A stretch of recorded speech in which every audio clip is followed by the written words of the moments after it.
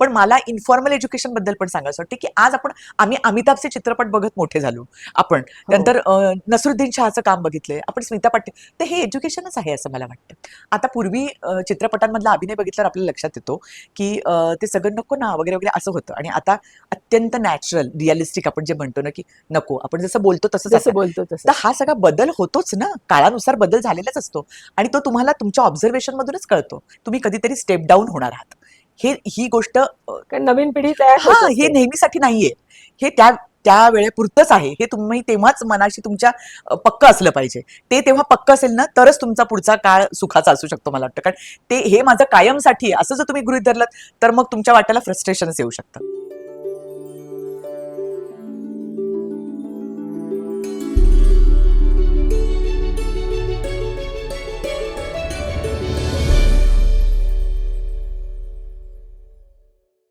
की जर चांगलं काही मला सूट होणारं, चांगलं असं आलं, तर आता मी ते घ्यायचंय आता मला. प्रशांत लिहित असतो, हो, तर तुला वाचनाची वगैरे आवड आहे की हो, नाही? खूप खूप आवड आहे. आणि म्हणजे साधारण बेसिक काय आवडतं वाचायला म्हणजे? वेगवेगळ्या प्रकारचं हं. वाचायला आवडतं. म्हणजे माझा ना असा तो एक हे असतो, कधी कधी मला एकदम आत्मचरित्र, तर मी आत्मचरित्र सगळी वाचते. मग कधीतरी सोशली तर सोशलच वाचते. म्हणजे ते कसं एक लागते ना आपली एक चक्कीत असं. बरोबर. तर तसं माझं झालं की आता या दरम्यान पण मी आता ना, जसं घरी होते त्यामुळे मी बरीच वाचली. म्हणजे एक शरद बाविस्करांचं भुरा म्हणून जे तत्वज्ञानावरचं वाचलं. मग मी एक मन समजावन म्हणून संग्राम गायकवाड त्यांचं पुस्तक वाचलं मी, जे धर्माबद्दल वगैरे पण आहे. मग एक आत्मचरित्र वाचले. एक आपल्या फॉर्मर जज मृदुला भाटकरांचं हे सांगायलाच हवं वाचलं. म्हणजे हं. खूप वेगवेगळ्या प्रकारची पुस्तकं वाचली, कारण ती मला आवडतं वाचायला, आणि आमच्या घरात पण वाचनाचं खूप चांगलं वातावरण आहे. हं. कारण ते तुम्हाला मला फार वाटतं की ते तुम्हाला विचार करायला लावतं, वाचन विचार करायला लावतं, आणि अनेक तुम्हाला मोहांपासून दूर ठेवून ते खोलात जाऊन विचार करायला लावतं, तुमच्या चॉईसेस बद्दल विचार करायला लावतं, तुमच्या जगण्याबद्दल विचार करायला लावतं, तुम्ही काय करू इच्छिता याच्याबद्दल विचार करायला लावतं. त्याच्यामुळे वाचलं पाहिजे. आणि जे मला थोडा वेळ मिळाला नव्हता म्हणून मी या 3 वर्षात ते सगळं करतीये. म्हणजे त्यावेळेला ते की केलं. वाचन असेल किंवा भेटणं आणि आय असेल एम वेगळं. शुअर तुझी अभ्यासी वृत्ती असल्यामुळे तुला ते करण्यात पण आनंद आनंद, मिळत असेल. निश्चित निश्चित आनंद पण मिळतो. आता आपण थोडंसं तुझ्या अभिनयाकडे वळूया. हम्म. अभिनय कुठच्या इन्स्टिट्यूटमध्ये शिकून येतो का? की अं, असे कुठले ते छोटे-छोटे शिबिरं असतात, हो, हो. त्याच्यातून ॲक्टिंग शिकवली जाते मुलांना. तसं खरंच असतं का, की एखाद्या इन्स्टिट्यूटमध्ये गेले आणि अभिनय शिकून आले? हम्म. हे कितपत खरं आहे? असं, का ते मुळात असावं हा, लागतं त्या कसं आहे व्यक्तीच्या? माहितीये ना, हं. तुमचं थोडंसं एक इन्क्लिनेशन पाहिजे. म्हणजे मला असं वाटतं की म्हणजे तुम्ही काहीतरी बघताय, तर तुमचा त्याच्यात एक इंटरेस्ट डेव्हलप होतो जास्ती. अरे बघताना पण आपल्याला वाटतं, अरे काय करते, किती छान करते, ही वेगळंच करते, हिचं हे ना, हा तुमचा कल लक्षात येतो हं. याच्यातून. पण मला नेहमीच असं वाटतं की कोणत्याही याच्यामध्ये जसं तुम्ही शिक्षण घेता, म्हणजे शिक्षण म्हणजे याच्यासाठी मला नाही म्हणायचं की शिबिरं किंवा तुम्ही स्कूल आहेत आता, म्हणजे खूप हो. आहेत ना, म्हणजे डिपार्टमेंट आहेत वेगवेगळे. आपल्या इकडे युनिव्हर्सिटीत आहे, ललित कला आहे, तिकडे आमच्याकडे छत्रपती संभाजीनगरला ड्रॅमॅटिक्स डिपार्टमेंट आहे. पण हे एक झालं फॉर्मल एज्युकेशन. हं. पण मला इन्फॉर्मल एज्युकेशन बद्दल पण सांगायचं वाटतं की आज आम्ही अमिताभचे चित्रपट बघत मोठे झालो. आपण हो. नंतर नसरुद्दीन शहाचं काम बघितलंय, आपण स्मिता पाटील, तर हे एज्युकेशनच आहे असं मला वाटतं. ह्यांचं आपण काम बघतानाच आपली आवड निर्माण झाली आहे, नाही का? आणि आपण बघतो की अरे त्यांनी किती हा सुंदर शॉट दिला, तिची सगळी थॉट प्रोसेस आपल्याला दिसली, तिने याच्यावर काय वेगळेच एक्सप्रेशन दिले. ह्या मला वाटतं शाळाच आहेत आपल्यासाठी, नाही का? तर बरोबर. त्या शाळांमधूनच शिकणं गरजेचं आहे. असं मला असं नाही म्हणायचं की तुम्ही कोणत्या तरी शाळेत जा किंवा काय करा, कारण अनेकदा शाळेमध्ये कधी कधी तुम्ही रटाळे शिकता आणि तुम्हाला असं वाटतं की अरे इतकं बोरिंग आहे का. त्यामुळे कदाचित लोकांना खूप प्रॅक्टिकलमध्ये इंटरेस्ट असतो. पण तुमचं शिक्षण म्हणजे फक्त ते शाळेत जाऊन असण्यापेक्षा मला वाटतं की एक ऑब्झर्वेशन, तुमचं निरीक्षण शक्ती जी आपण म्हणतो, इमॅजिनेशन, तुमची कल्पना शक्ती जी आहे, हे सगळं ना तुम्ही तुमचं चालू ठेवलं पाहिजे सतत. म्हणजे हे तुम्ही करत राहिलात ना, तर तुम्ही अभिनयात शिकत जाता असं म्हणा, किंवा एक्सेल होत जाता तुम्ही त्याच्यामध्ये. त्यामुळे तुमचा कल कदाचित अभिनयाचा असू शकतो, पण मला येतोच अभिनय सुरुवातीपासून आणि माझ्यात ओरिजिनलच आहे, असं मला फार नाही म्हणावं असं वाटतं. कारण शेवटी सगळ्या हो. गोष्टींना कारण ते क्राफ्ट आहे शेवटी. क्राफ्ट आहे आणि क्राफ्ट हे तुम्हाला शिकता आलं पाहिजे आणि अधिकाधिक ते परजलं गेलं पाहिजे. म्हणजे तलवार परजली जाते तसं मला वाटतं सतत ते आपण तावून सलाखून बघितलं पाहिजे. कारण आता अभिनय पण आपण म्हणाल तसं आता पूर्वी चित्रपटांमधला अभिनय बघितल्यावर आपल्याला लक्षात येतो की ते सगळं नको ना वगैरे वगैरे असं होतं आणि आता अत्यंत नॅचरल रिअलिस्टिक आपण जे म्हणतो ना की नको आपण जसं बोलतो तसंच आता जसं बोलतो तसं. तर हा सगळा बदल होतोच ना काळानुसार बदल झालेलाच असतो आणि तो तुम्हाला तुमच्या ऑब्झर्वेशन मधूनच कळतो तुमच्या अभ्यासातूनच तुमच्या इमॅजिनेशन मधूनच कळतो तर म्हणून मला असं वाटतं की तुमची गोडी असावी तिथे तर तुम्ही या क्षेत्रात या गोडी असायला हवी म्हणजे इथला झगमगाट आणि हे सगळं बघून नका येऊ या क्षेत्रात तुम्हाला खरंच वाटतंय की अरे मला असं काहीतरी करायचंय तर तुम्ही या क्षेत्रामध्ये पण त्याच्या पलीकडे मी आलो या क्षेत्रात म्हणजे मी झालोच म्हणजे मला येतोच अभिनय असं पण मानायची गरज नाही हं. तुम्ही सतत स्वतःला ना अपडेट केलं पाहिजे सतत स्वतःला तयार केलं पाहिजे वाचलं पाहिजे बघितलं पाहिजे बोललं पाहिजे चांगल्या गोष्टींवरती आपण म्हणतो तसं की आवडलं असेल तर का आवडलं त्याचं विश्लेषण करता आलं पाहिजे नाही का हो. तर त्याच्यामुळे तर तुम्ही डेव्हलप होत जाता आणि मग तुम्हाला तो अजून अजून चांगला होत जातो तो अभिनय आता तू म्हणजे धडाडीची हं, असे स्ट्रॉंग वुमन हं, असे रोल केलेस. हं, प्रत्यक्ष रिअल लाईफ मध्ये असे काही अनुभव आले का, हं, की असं कोणाला खरोखरच तू संकटातून सोडवलंय किंवा कोणावर तरी अन्याय होताना पाहिलेस तू हं. आणि त्या अन्यायाचं निर्मूलन केलंय, असं काही घडलंय का? असं फार नाही झालेलं आहे कारण मला नेहमी असं वाटतं की ह्या ज्या सगळ्या कलाकृती असतात ज्या आपण करतो त्याच्यामध्ये आम्ही नेहमीच कसं दाखवतो ज्या बाहेर खऱ्या हिरोईन्स म्हणजे ज्या बाहेरच्या क्षेत्रात काम करणाऱ्या ज्या स्त्रिया आहेत त्यांच्यापासून प्रेरणा घेऊन ते सगळे कॅरेक्टर्स डेव्हलप झालेले असतात म्हणजे खऱ्या आयुष्यात त्या हिरोईन्स असतात आणि पडद्यावरती समजा आम्ही हिरोईन्स होतो तर त्यामुळे आता समजा मी पत्रकाराची भूमिका केली तर त्यावेळी अनेक लोकांनी मुलींनी पत्रकार म्हणून क्षेत्र स्वीकारलं कारण तोपर्यंत मुलींना शोधपत्रकारिता असं वाटायचं की मुलींनी घराबाहेर इतकं पडणं हो. आणि हे करणं सगळं इतकं धोक्याचं आणि असं वाटायचं आई वडील तयार व्हायचे नाहीत पण ही भूमिका बघितल्यावर अशा अनेकांची मला पत्र आली आणि त्यांनी हे केलं की आम्ही तुमचं बघून पत्रकार झालो आणि तुमच्यामुळे आम्ही आई वडिलांना पण कन्व्हिन्स करू शकलो आणि हे तर मला असं वाटतं की प्रेरणा देणं हे त्यांचं काम असतं म्हणजे भूमिकांचं आणि तसं त्या भूमिकेतून झालं पण मला असं खूप मी ते प्रत्यक्षात जाऊन केलं असं मला वाटत नाही किंवा असा काही फार प्रसंग आलेला मला आठवत नाही की मी जाऊन ते प्रत्यक्षात काहीतरी केलं पण थोडंसं मला वाटतं की तुमच्यात ते जसं आपण भूमिकेला काहीतरी देत असतो तसं भूमिका पण आपल्याला काहीतरी देत असते मला वाटतं तर त्याच्यामुळे असा आपल्यात एक थोडासा बारीक तो गुण कुठेतरी रुजला जातोच म्हणजे आणि त्यामुळे आपल्याला नेहमीच आता मध्यंतरी पाणी फाउंडेशनचा आमिर खान जेव्हा काम करत होते त्यावेळी मी श्रमदानाला गेले हे केलं तर हे जे किंवा ते आम्ही वेगवेगळ्या गावांमध्ये जाऊन ते काम केलं नंतर त्याच्यासाठी आम्ही एक शो केला तर मला वाटतं की थोडक्यात ते एकदा बीज टाकलं की त्याचं काहीतरी थोडस निष्पन्न होतं असतंच ना ते त्याच्यातून. आपल्या मनात तो बॅक ऑफ द माइंड राहतच म्हणजे कसंही त्यामुळे तसं ते झालं असं मी म्हणू शकेन म्हणजे पडद्यावरची किंवा रंगभूमीवरची प्रतीक्षा आणि हम्म, प्रत्यक्ष लाईफ मधली प्रतीक्षा, हम्म. यात काय फरक आहे? की जशी तू बाहेर असतेस तशीच घरात आहेस का? म्हणजे आता ही इंटरव्ह्यू जशी आहे मी तशीच घरी आहे हे तेच नक्कीच मला म्हणायचंय की अतिशय सिंपल. आता मला ना म्हणजे मला फार हे असं वाटतं की मला इतके जण असे भेटतात आणि मला म्हणतात की तुम्ही किती तुम्ही तशाच दिसता हो पूर्वी दिसत होता मी आता तेच म्हटलं ना तुला, प्रतीक्षा तुझ्यात काहीही बदल झालेला मला नाही. असं वाटतं म्हणजे मी मला कळत नाही कसं म्हणजे ही कॉम्प्लिमेंट म्हणून घ्यावं का काय मला ऑफकोर्स कॉम्प्लिमेंट आहे ना.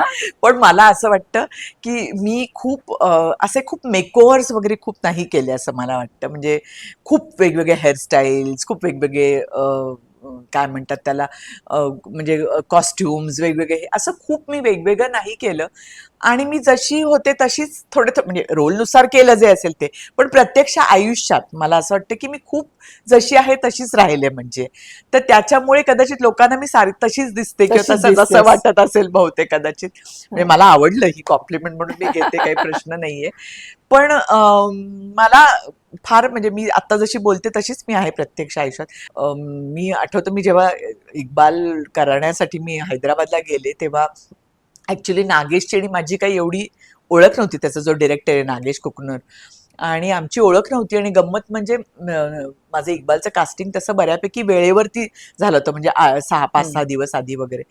आणि त्यांनी मला तसं तितकं खूप जवळून पाहिलेलं नव्हतं, थोडंसं काम बघितलं होतं, पण म्हणजे तर त्यांनी मला बोलावलं. एक दिवस माझं शूटिंग नव्हतं तिथे, म्हणजे हैदराबादला. आणि मी सेट म्हणजे सगळ्यांशी मी बोलत होते, हे करत होते तिकडे. सुट्टीचा दिवस होता त्यांचा, आणि हे करत होते. आणि मग मला त्यांनी दुसऱ्या दिवशी सांगितलं की प्रतीक्षा, तू काल जशी वावरत होतीस ना सगळ्यांशी, मला तशीच सैदा याच्यातली अपेक्षित आहे, तितकीच लाईव्हली मला अपेक्षित आहे ती. त्यामुळे मी तुला म्हणणार नाही की तू काहीतरी वेगळं कर, तू जशी आहे तशीच काम कर. तर ही गंमत असते, म्हणजे मला वाटतं ना की मी तो मला म्हणे की तू पडद्यावर काम करणार आहेस म्हणून याच्यासाठी वेगळं करायची गरज नाही, किंवा ती स्ट्रॉंग आहे म्हणून तुला काहीतरी असं एक वेगळा स्ट्रॉंग असा एक हे घडण्याची गरज नाही, कारण तू दिसतेस तुझ्या वावरण्यातून जशी आहेस तशी. तसंच तू काम कर, तर ते काम चांगलं होईल. म्हणजे म्हणजे मला डिरेक्टर म्हणून पण त्याच्यात फार ती गंमत वाटली, की म्हणजे असं कलाकारांमधलं अचूक बरोबर, हेरून काढणं ना ते खूप गरजेचं असतं. नाही तर अनेकदा काय होतं ना, की आधीचा जसा रोल आहे तसंच तुम्हाला कास्ट केलं तसंच. जातं.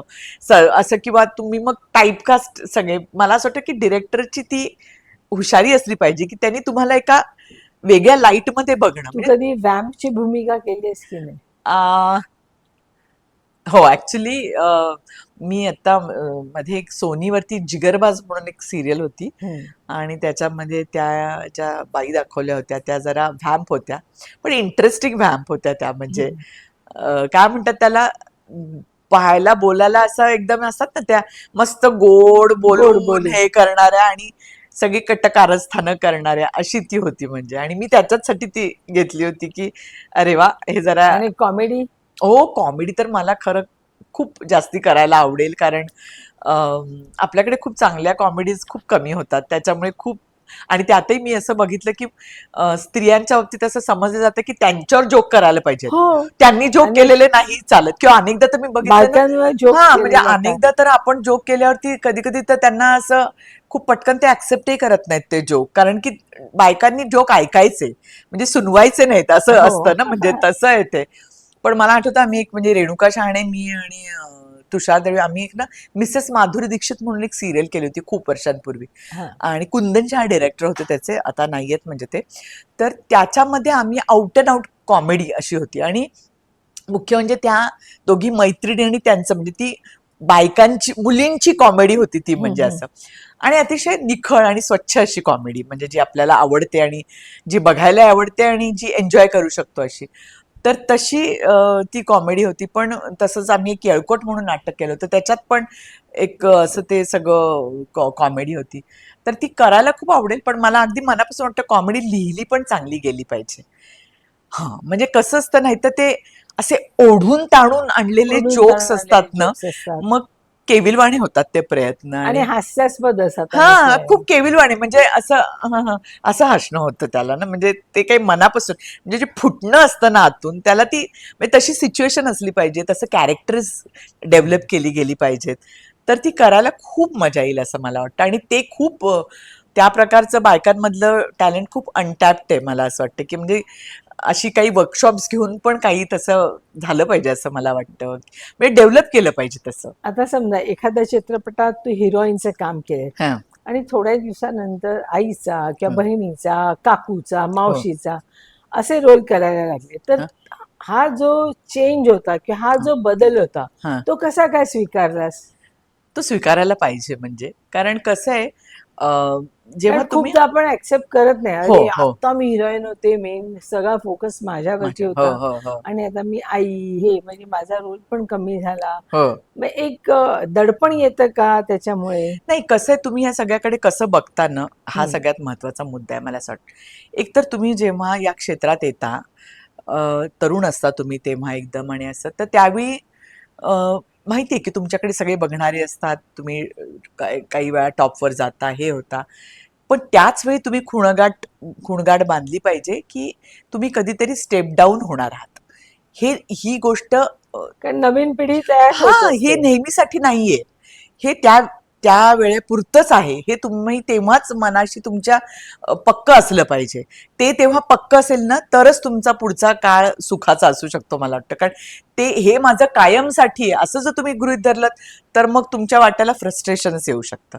त्यामुळे तुमच्या काळात तुम्ही जे काय करायचं जेवढं करायचं ते करून गेल्यानंतर आता मला याच्यानंतर वेगळंच करायचं आहे, याच्यानंतर मला ह्याच्यानंतर मी खाली येईन. पण मला असं वाटतं की आज मी पण भूमिका निवडताना उद्या मी जसे नसेल हिरोईन मी असेल आई किंवा असेल बहीण, पण त्या भूमिकेत पण शेवटी काय आहे, काही महत्वाचं आहे का, ते सिग्निफिकंट आहे का, किंवा ते तुमच्या स्टोरीला पूर्णपणे पूरक आहे का, ते असेल तर मी ती भूमिका स्वीकारेन. म्हणजे शेवटी तुम्ही तुमचं काय म्हणतात त्याला स्थान निर्माण करणं हे खूप गरजेचं असतं. म्हणजे तुम्ही टॉपला असता तेव्हा असतंच, पण जेव्हा तुम्ही टॉपला नसून तुम्ही मधल्या प्रवाहात असता तेव्हा सुद्धा मला असं वाटतं की कोणता तरी चांगला रोल आहे, मग तो आईचा असेल किंवा बहिणीचा असेल किंवा कोणत्या वहिनीचा असेल, त्यावेळी तुमची आठवण होते का, किंवा त्यावेळी तुम्ही ते चांगल्या रोलसाठी लोकांना आठवता का. तर मला वाटतं ते स्थान निर्माण करणं ही खरं तर चॅलेंज आहे असं मला वाटतं. आणि म्हणून कधी मी बहिणीचा किंवा आईचा किंवा असा रोल म्हणून बघत नाही, त्या भूमिकेमध्ये किती चॅलेंज आहे, ते चांगलं आहे का, ते तेवढं वर्थ आपल्याला वाटतंय का, तर ते तुम्ही स्वीकारलं तर बरोबर तुमची सुद्धा एक, जरी हिरोईन इमेज नसलात, इमेज हा, आणि जरी तुम्ही हिरोईन नसलात तरी ही चांगलं काम करणारी अभिनेत्री अशी तुमची ओळख निर्माण होते. हे रंगभूमी किंवा चित्रपटांविषयी जात. आता रिअल लाईफ मध्ये वळूया. हा. तिकडे तू तुझं स्वतंत्र बाणा असो किंवा तुझी ओळख कोणी करून दिली, मिसेस प्रशांत दळवी, हम्म. तर त्या किंवा प्रतीक्षा लोणकर, तर तुझी कुठली ओळख करून दिलेली तुला जास्त आवडेल? सगळीच सगळीच. कारण मला एक काय वाटतं की माणूस म्हणून आपण जेव्हा असतो तेव्हा आपली एक ओळख कधीच नसते. आपण आपण स्वतःचे म्हणून असतोच, पण त्याबरोबर आपण अनेक नाती निभवत असतो नाही का. आपण कोणाची तरी बायको असतो, कोणाची तरी आपण आई असतो, कोणाची तरी बहीण असतो, कोणाची तरी आपण सून असतो. ही नाती असतातच आणि ती नाती तितकीच महत्वाची आहेत. त्यामुळे तसं काही बाळगायची गरज नाही. आणि त्या नात्याने आता उद्या समजा माझ्या सासूची कोणीतरी मैत्रीण असेल, तर तिला ते सांगता, त्या मैत्रीण सांगताना म्हणेल की अरे ही लीलाची सून आहे बरं का, तर त्याच्यात वाईट वाटण्यासारखं काही कारण नाहीये मला वाटतं. कारण ती पण आहेच ना माझी ओळख. मग तुझं लग्नामध्ये नाव वगैरे बदललं होतं? नाही, माझं नव्हतं बदललं. आणि म्हणजे मलाही कारण नव्हतं. हल्ली काही मुली खूप आग्रही असतात, हो. माझं नाव बदलायचं नाही, किंवा त्या आडनावही माहेरचं होतात.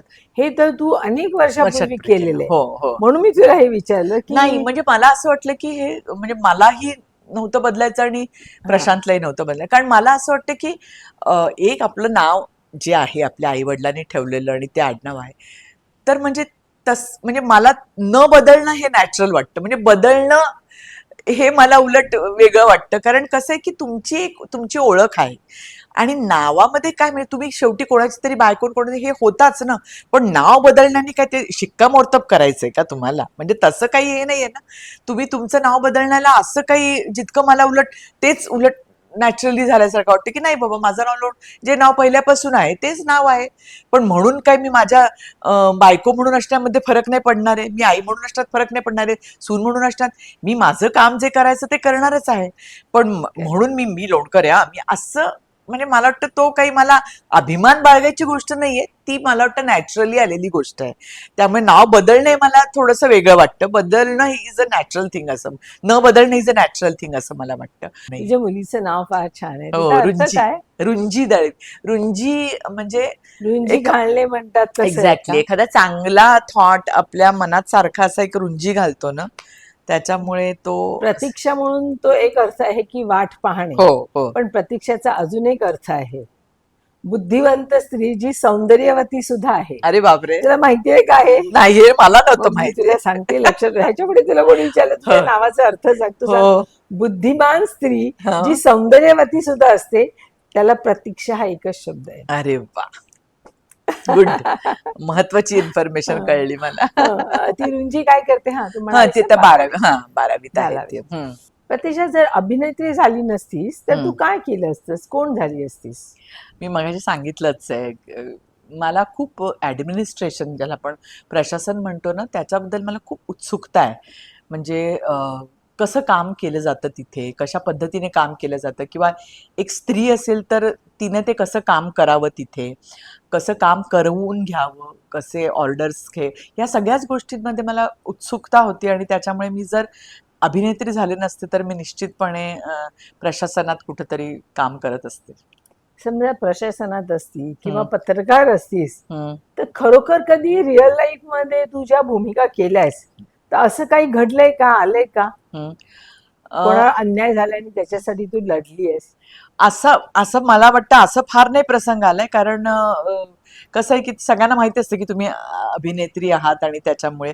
पण माझ्याकडे असे आलेले आहेत लोक, आणि ज्यांनी मला असं सांगितलेलं आहे की अरे, आम्ही अन्यायाविरुद्ध उभं राहिलोय आणि आता तुमची सिरियल बघून आम्ही उभं राहिलोय, तर तुम्ही पण आमच्याबरोबर चला ना जरा कलेक्टर ऑफिसला आणि आपण जरा लढूया वगैरे, अशी माझ्याकडे आलेली आहेत उदाहरणं. आणि फक्त एवढंच आहे की मी त्यांना तेच सांगितलं की म्हटलं, अहो असं आहे की मी तुम्हाला काही करण्यासाठी उद्युक्त करू शकते, पण मी प्रत्यक्ष काम करणारी मी नाही. बरोबर. म्हणजे उद्या खरंच मी प्रशासनात असते तर मी ते प्रत्यक्ष काम केलं असतं, पण आता मी फक्त प्रेरणा देऊ शकते की तुम्ही चांगलं काम करा असं. तुला वेगवेगळ्या भूमिका आल्या असं मी म्हणेन, हा कारण तुझी 4 चौघी मधली भूमिका हा जी होती अप्रतिम होते, वेगळा विषय होता हो आणि तो त्यावेळेचा बोल्ड विषय होता. हो हो आजच्या घडीला हा विषय नाहीये, हो. पण तेव्हाच, पण त्यावेळेला तू अशी बोल्ड भूमिका केलीस, हम्म. तेव्हा समाजाची किंवा लोकांची काय रिॲक्शन आली होती तुला? चारचौगी मधली ती जी विनीची माझी भूमिका होती ना, त्याच्यामध्ये त्या भूमिकेला एक बॅकग्राऊंड होतं. म्हणजे असं की तिची आई, विनीची आई जी असते ती म्हणजे लग्नाशिवाय नाही, म्हणजे तिचा अ, जो नवरा असतो तो, म्हणजे ती तिच्या आवडणाऱ्या पुरुषाशी ती लग्न करून वेगळी राहत असते, म्हणजे ती आई. आणि याच्यातल्या ज्या 3 मुली आहेत त्या आईच्या, ती एक पहिली असते ती विद्या, जी डिवोर्स घेऊन घरी येते. दुसरी असते ती, तिला लक्षात येतं की डिवोर्स घेऊन उपयोग नाही, आपल्याला याच्याबरोबरच संसार करावा लागणार आहे, म्हणजे हम्म. जी वैजू. आणि तिसरी माझी भूमिका विनीची. तर त्याच्यातली गंमत हीच होती की ती विनी लहानपणापासून हे सगळं बघत येते की आपली मोठी बहीण डिवोर्स घेऊनही सुखी होत नाही, आणि आपली मधली बहीण डिवोर्स न घेताही सुखी नाही.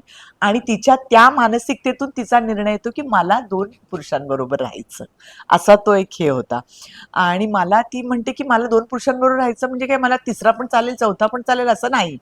तर मला माझ्या कुटुंबाची संकल्पनाच या 2 पुरुषांमुळे पूर्ण होतं, असा मांडणारा तो थॉट होता. तर मला पण सुरुवातीला आणि पहिल्यांदा काय जबरदस्त कलाकार होते, सशक्त सगळे, मी तेच कलाकार म्हटलं, दीपा सगळ्या. लागू, दीपाताई होत्या त्याच्यामध्ये, वंदना आणि पहिली याची वंदना विद्याची गुप्ते. भूमिका केली होती वंदना हम्म. गुप्तेनी. आसावरी जोशीने वैजूची छान भूमिका केली होती. नंतर मी होते, सुनील बर्वे, प्रबोध कुलकर्णी, मिलिंद सफाई, सगळी म्हणजे एकदम उत्तम कास्ट होती. आणि म्हणजे आम्हाला खाली स्टेजवरती सगळेजण म्हणायचे पण की आम्हाला कळायचंच नाही कोणाकोणाकडे बघू, आम्ही असे बघायचो स्टेजवरती. आणि एकीकडे एवढं ते विचार असणारं विषयच नाटक, वेगळा होता. विषयच एवढा. म्हणजे चारचौघीचं सांगताना मी 16 17 वेळा बघणारी माणसं भेटलेली आहेत आम्हाला, इतक्या वेळ ते बघितलेलं. तर त्याच्यामुळे ती भूमिका माझी अशी होती की मलाही पहिल्यांदा मी वाचल्यावर मला वाटलं की बापरे, म्हणजे ह्या सगळ्यांना किती चांगल्या भूमिका दोघींना, आणि आपल्या वाट्याला जरा अशी लोक जरा त्याच्यामुळे रिपल्सिव्ह होतील का, म्हणजे त्यांना असं वाटेल की काय ही असं वगैरे. पण गंमत तीच आहे की म्हणजे पहिल्यांदा मी जेव्हा 2 मुलांबरोबर राहायचं असं म्हणायचं, तेव्हा सगळ्या प्रेक्षकांमधून हा. असं यायचं. पण शेवट जेव्हा मी म्हणायचे की मला याच्याशिवाय माझी कुटुंबाची संकल्पना अर्धवट राहिल्यासारखी वाटते, तेव्हा सगळ्यांच्या डोळ्यात थोडं पाणी असायचं. तर मला असं वाटतं की तो एक ग्राफ असतो भूमिकेचा. आणि अनेक जणी मला वर येऊन सांगायच्या आणि म्हणायच्या की we are facing the same problem. म्हणजे समाजात ते कुठेतरी होत असतं, होतं, आणि घडत म्हणून होतं. ते नाटकात येतं. म्हणजे नेहमी आपण जे म्हणतो ना की समाज म्हणजे समाजाचा म्हणजे नाटक हा समाजाचा आरसा आपण जे म्हणतो तसंच आहे ना. फक्त कधी कधी ते प्रतलावर येत नाही. म्हणजे कुठेतरी कोपऱ्या कोपऱ्यात चोरी छिपे चाललेलं असतं, कामच माहित हे असतं, नसतं. पण हो. ते नाटकातून ते आलं. आणि त्यामुळे सगळ्या यंग जनरेशननी खूप त्या भूमिकेला प्रेम दिलं. आणि त्यांनी म्हणजे खूप इंटरव्ह्यूज केले माझे, खूप वेगवेगळ्या ठिकाणी बोलवलं. आणि तर त्यामुळे एक मला असं वाटतं की करिअरच्या सुरुवातीला अशा प्रकारची वेगळी भूमिका मिळणं हे खूप महत्वाचं असतं असं मला वाटतं. आणि त्यामुळे तुमची एक आपोआपच चांगली ओळख निर्माण होते. आणि ती ओळख मला चारचौघीमुळे मिळाली, की सकस भूमिका करणारी अभिनेत्री ही जी ओळख आहे ती त्याच्यामुळे मिळाली असं मला वाटतं. हो, खरंच आहे. त्याने म्हणून म्हटलं की तू वेगवेगळ्या भूमिका केल्यास. आपल्या गप्पा चांगल्या रंगल्यात अमृता. मध्येच म्हणजे माझं असं थोडस जरा बारकाईने मी बघितलं तर माझ्या लक्षात आलं, जरा पेंग आली आहे का तुला पेंग थोडीशी? आलीये ग. हा, तुला आली आहे का? गंमत माहितीये का, काल मी ना ते फोक आख्यान बघायला गेले होते. अच्छा. 6 तासाचा प्रोग्राम होता. हा. रात्री 11 वाजता संपला, हम्म, संध्याकाळी होता जिओला. हम्म. पण तुला सांगू, 6 तास कसे गेले हे कळलंच नाही. हो ना. इतका अप्रतिम प्रोग्राम ते होता. बघायचे त्याच्याबद्दल मी ऐकलंय. हो, लोकसंगीताचा तर सगळ्यांनी बघा तो प्रोग्राम, आणि तुलाही मिळाल तर मी बघणार जरूर बघ. बघ. नाही नाही, मी फक्त त्याचं काय सुटेबल गायक टायमिंग होते, आणि बघतीये. इतकी जुनी जुनी वाद्य, नुसत्या वाद्यांचा जो आवाज अख्खं थिएटर वरती घुमत होतं, नाही नाही, आणि मी ऐकलंय. सगळे जण नाचत होते. लिटरली प्रत्येक जण नाचत होता. एक वेगळाच अनुभव होता तो. नाही तर नाही, नक्की त्याच्यामध्ये जराशी बघेन, मी मध्येच लक्ष धुरकी ठेवेन. आणि लागली असेल. तेच मी म्हंटल, म्हणजे गप्पा एकीकडे चालल्यात पण असं जस्ट लक्ष गेल्यावर माझ्या लक्षात आलं. इतके वर्ष काम करतेस तू, तुला वेगवेगळे अनुभव आले हो असणारच. हो. तर असा काही लक्षात राहण्यासारखा अनुभव आहे का? अं, तसे तर खूप वेगवेगळ्या याच्यावर आता इतके आठवत पण नाही.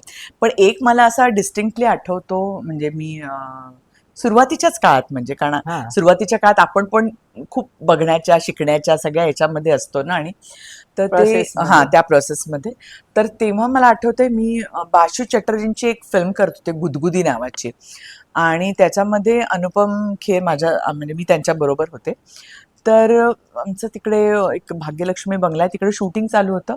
आणि दुपारची वेळ होती, आणि माझी अशी ती नायलॉनची वगैरे साडी होती, आणि असं भयंकर गरम होत होतं असं. आणि मी म्हणाले की असं एक माझं सारखं म्हणजे असं अस्वस्थ होते मी, आणि सारखं कितना गरम हो रहा है ना, कितना गरम, असं मी 2-3दा माझं असं झालं. तर त्यांनी माझ्याकडे 1-2दा बघितलं. मी तिसऱ्यांदा ते मला म्हणाले की हाँ गरम तो हो रहा है, लेकिन आपको एक चीज बताऊं क्या? म्हटलं क्या? मैं भी ऐसे ही जब नया आया था इंडस्ट्री में, तेव्हा मी पण आलो होतो, त्यावेळी मी असंच अमिताभ बच्चन बरोबर जेव्हा काम करत होतो, त्यावेळी सेटवरती असंच म्हणे, उन्हाचा असा तो सीन, म्हणजे उन्हात आम्ही बसलेलो, पण तिकडे अमिताभ बच्चनने म्हणे असं कोट घातला होता, मिशा लागल्या होत्या, विग लावला होता, सगळं लावलं होतं. आणि माझा आपला एक नॉर्मल होता ड्रेस, आणि मी पण असं सारखा अस्वस्थ होऊन असंच म्हणत होतो, कितना गरम हो रहा है, कितना गरम हो रहा है. तर तेव्हा ते माझ्याकडे असं त्यांनी माझ्याकडे बघितलं, आणि ते म्हणाले की when you feel it is hot, then it is hot, but if you feel it is cool, then it is cool. म्हणजे तुम्ही शेवटी काय फील करता, दॅट इज हे मोर सगळ्यात इम्पॉर्टंट. महत्वाचं आहे. तुम्ही सारखं म्हणत राहिलात की मला गरम होतं, गरम होतं, गरम होतं, तर तुम्ही गरमच होत राहणार. पण तुम्ही गरम होण्याकडे दुर्लक्ष करून मला छान वाटतंय, मला काम करतेय, मला छान, म्हणजे हे जे मी आहे माझं ना, काम करते. मी माझं काम करते, आणि मला या कामातून आनंद मिळतोय, मला छान वाटतंय. मला हे म्हणजे गरम वगैरे या सगळ्या छोट्या छोट्या गोष्टी आहेत. गोष्टी. तू कशासाठी आलीयस? काम करायला आलीयस, आणि ते तुला काम छान मिळतंय, तर तू ते मन लावून कर.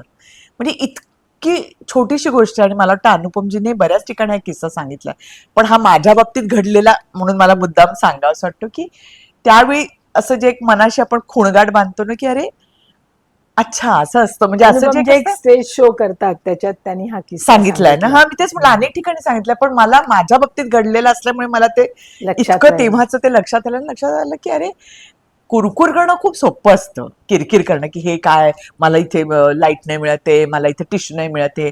पण हे करून ना आपण काय करतो, आपल्या कामावरचं लक्ष उडवतो. म्हणजे आपल्या कामावरचं लक्ष उडतं ना आपलं. हो ना. तेच आपण म्हणालो की नाही, ते काही महत्वाचं नाही, मला माझं काम करायचंय, त्याच्यावर माझं लक्ष मला केंद्रित करायचंय. तर तुमचंच काम चांगलं होतं, म्हणजे तुमच्या स्वार्थासाठी सुद्धा ते चांगली गोष्ट आहे. त्यामुळे ती गोष्ट माझ्या नेहमीसाठी डोक्यात लक्षात बसली. राहील. प्रतीक्षा, तू आज आलीस, हं. खूप म्हणजे खूप मजा आली, छान गप्पा झाल्या. हो. आता आपण मस्त, मी ज्यासाठी कोथिंबीर वडी केली आहे वा ते, आणि चहा घेऊया. वा वा वा. आणि खरंच मजा पुन्हा आली. ह्या बाजूला आलीस, तुला नॉनव्हेज आवडतं, खातेस तू खूप खूप म्हणालीस खूप ना, आवडतं. तू ये मुद्दाम जेवायला. येस. आमच्याकडे नॉनव्हेज छान बनतं असं सगळे अरे म्हणतात. वा. तू नक्की ये. नेकी और पूछ आणि पूछ. आपण मस्त मजा करूया. तुला कधी वेळ, ह्या बाजूला कधीही आलीस तरी ये. नाही नाही, पण मलाही तुला खरंच मजा खूप आली की मजा नाही आली. इकडे येऊन? मग तेच म्हणते, मला पण खरंच इतकी मजा आली ना. आणि मजा आली म्हणजे खरं, मला काही हा इंटरव्ह्यू वगैरे वाटलाच नाही, खरं सांगते मी. आणि आपल्या अशा गप्पा झाल्या ना, बरं आपण खरं तर खूप दिवसांनी भेटलो, पण असं नाही झालं की अरे मध्ये नाही भेटलोय तर काही एक कधी कधी असा तो एक संपर्क तुटल्यासारखं होतं ना, किंवा आपला मी एक, इंटरव्ह्यू म्हणतच नाही, म्हणून हा, गप्पाच म्हणते, म्हणून म्हटलं ना कुठलाही विषय की असतो. इतक्या छान गप्पा झाल्या, आणि असं काही ठरलेलं नव्हतं ना काय बोलायचं, पण एकातून एक असं छान निघत गेलं. आणि मजा आली म्हणजे एकातून इतकं निघत गेलं म्हणजे हुशारीच आहे तुझी ती. तू बरोबर ते काढलंस एकातून एक सब्जेक्ट आणि असं तसं तसं तसं करून सगळं ते जमवलंस आणि फक्त माझ्या नकळत म्हणजे सगळं झालं ते छान छान मजा आली. त्यामुळे तुम्हाला पण सांगते मी अमृता फिल्म्सच्या 1on1ला तुम्ही बघत राहा कारण की तुम्ही इतक्या वेगवेगळ्या लोकांना तुम्हाला ऐकायला बघायला मिळणार आहे म्हणजे आज तर हे आमचं तर बघाच पण मला असं वाटतं की खूप ही अजून छान छान लोकांना बोलवणार आहे आणि बोलवा बरं का वेगवेगळ्या लोकांना बोलवा आणि मग त्याच्यामुळे तुम्हाला ते सगळं बघताना मजा येणार आहे मी त्यामुळे तर नक्की बघा. नेहमी सांगते तुम्हाला कोणाला ऐकायचंय कोणाच्या बरोबर मी मारलेल्या गप्पा ऐकायच्या आहेत तुम्ही नाव सजेस्ट करा कमेंट्स बॉक्स मध्ये लिहा मी त्यांना बोलवेन कारण मी बरेच वर्ष इंडस्ट्रीत असल्यामुळे हो मग ऑलमोस्ट सगळेजण मी ओळखते सगळ्यांना त्यामुळे मी त्यांना बोलवू शकते तर तुम्हाला ज्यांच्याबरोबर गप्पा ऐकायच्या आहेत म्हणजे तुम्ही गप्पा मारल्यासारखं जसं मी गप्पा मारल्या का हो सेम तर तुम्ही मला नावं कळवा मी नक्की त्या व्यक्तींना बोलवेन. आणि हो महत्वाचं म्हणजे लाईक शेअर आणि सबस्क्राईब करायला विसरू नका. आज तू आली आहेस तर माझ्या स्पॉन्सरनी तुझ्यासाठी काही गिफ्ट्स पाठवल्यात त्या मी तुला देते. अरे वा. प्रतीक्षा हम्म. हे प्युअर ओरिजिन्स या कंपनीचे आहे हा? सगळे ऑर्गॅनिक प्रोडक्ट आहेत अरे वा. खाऊ आहे ओ, आणि काय बरं मस्त.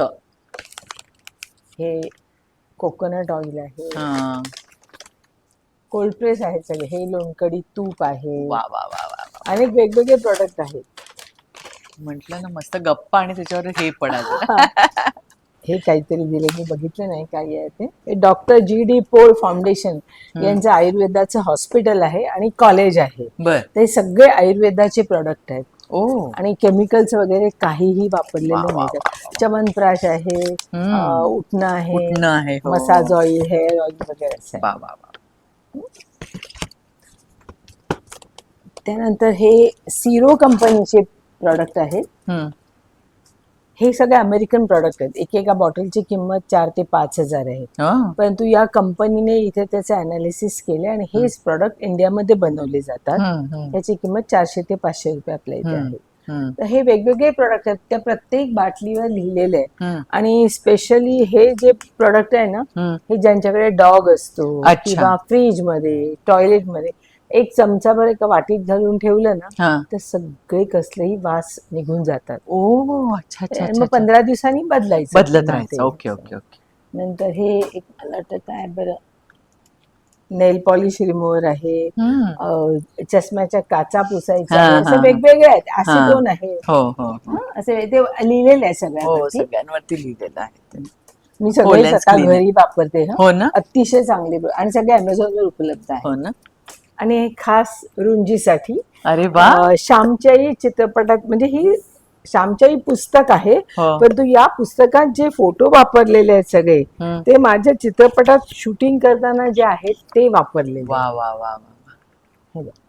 फारच छान. म्हणजे सगळे फोटो फारच गौरी छान, देशपांडे फारच छान. तिने आईचं काम हो केलंय. माहितीये मला. सुरेख काम केलं हो फारच छान मस्त.